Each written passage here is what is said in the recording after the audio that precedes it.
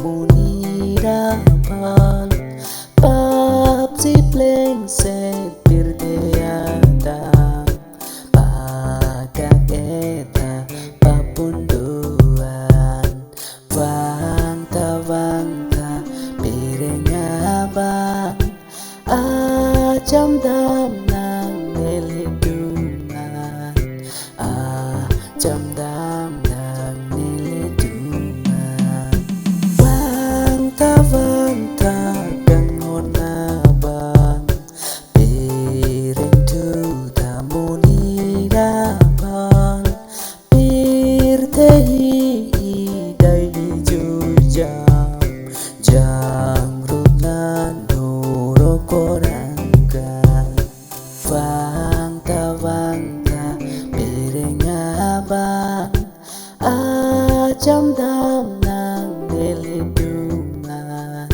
acam dam nang nelidungan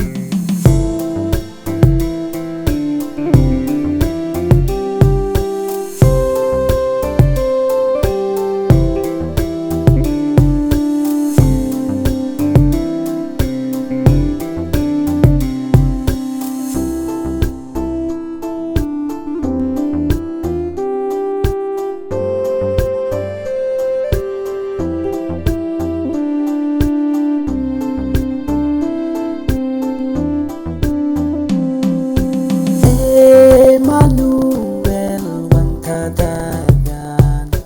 nang dudun takar biangkan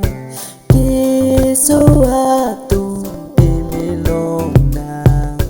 pen papi anta pimpinan vangta pirenga bang acam dam nang nelidungan acam dam nang nelidungan wangka hempuan ngam ni pimpin nelidung mapan belong jiki sudah duang neng cinduk long jinang ibang vangta pirenga bang acam dam nang nelidungan acam dam nang nelidungan.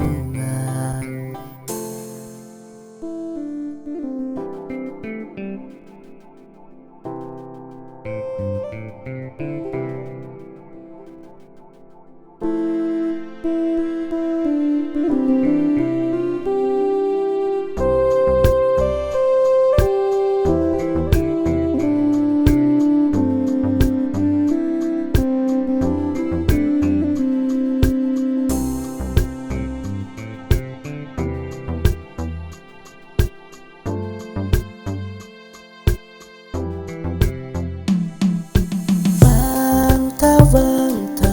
pirenga bang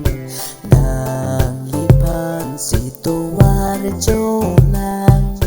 manghumangram atung mapan tu berjata empuarna vangta pirenga bang